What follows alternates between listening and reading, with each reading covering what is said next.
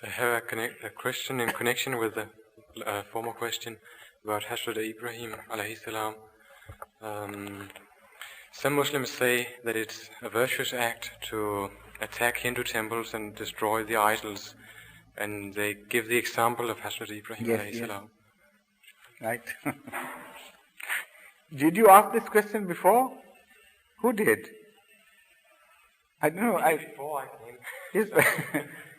Exactly the same question was asked here in one of the sessions earlier, and I answered that. The fact is that to number one, Islam is a more developed religion in every respect than the earlier religions revealed. And there are certain things, certain attitudes of largesse and large-heartedness adopted by Islam which were not adopted earlier, because the society in those days was much cruder, and the message suited the time, but it did not suit all times. So the incident which is mentioned here is relating to a much earlier period than Islam. That is one thing. There is another point now which has to be solved, and I will discuss both together. Hazrat sallallahu alaihi wasallam, when he was given access to Kaaba and he entered Mecca as conqueror, he himself broke the idols, and all the idols were broken and removed from Kaaba. That is the second incident. So if you read both together, what should be the explanation? Number one, as I mentioned, Hazrat Ibrahim alayhi salatu wasalam is known to have destroyed those idols. Yet we know positively that at that time he was of young age. His Sharia had not been revealed to him. He was made a prophet earlier than the Sharia which he followed, because according to the Holy Qur'an, previously he followed the Sharia of Hazrat Nuh, the law of Hazrat Noah, and at about 50 years of his age, when Sharia of Noah ended, according to the Holy Qur'an, it ended in 950 years. At that time, according to historical facts, Hazrat Ibrahim must have been 50 years old. When the first Sharia ended, a new Sharia must have been revealed to him. And that was at the age of 50.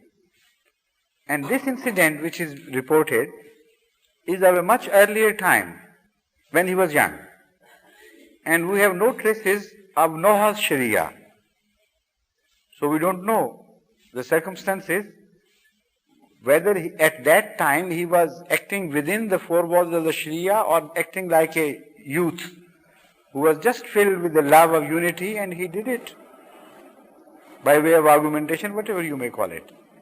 So we are not responsible for that act which occurred long, long ago, even before the Sharia of Ibrahim alayhi salatu wasalam was revealed to him. And we know from the Holy Quran that sometimes before the revelation of Sharia, a prophet can do something which Allah would not approve. But when it is told to him, made clear to him, then he repents. Holy Quran tells us that Allah does not permit His dear ones, those who follow Him, to pray for their idolater parents, deceased idolater parents. Yet Ibrahim did pray, because he had promised his uncle or parents that he would pray for them. But when Allah revealed to him that Allah did not like this, he immediately ceased praying for them and repented his act. So this is the same Ibrahim. Before Sharia, he thinks in his own terms and indulges in certain acts as he thinks good, pious acts.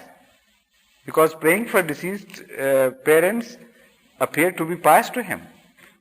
Otherwise, he should never have vowed for this. And similarly, this act appeared to be pious to him before the Sharia was revealed to him. That also shows, and they are very similar acts in nature, that incidents in nature. That also proves the fact that in Noah's Sharia, there was no mention, or at least he didn't know, that prophets are not permitted to pray for their deceased elders who indulge in idol worship. So both are the incidents of similar nature. So that much for Hazrat Ibrahim ﷺ's act of breaking the idols.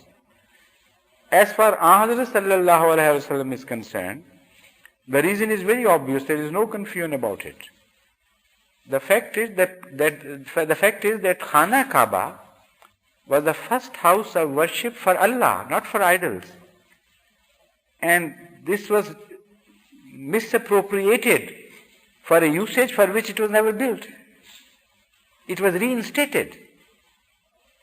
Hazrat sallallahu alaihi wasallam did not indulge in the large-scale massacre of idols, because we hear no mention of Hazrat sallallahu alaihi wasallam breaking other idols in Arabia or telling people to break idols.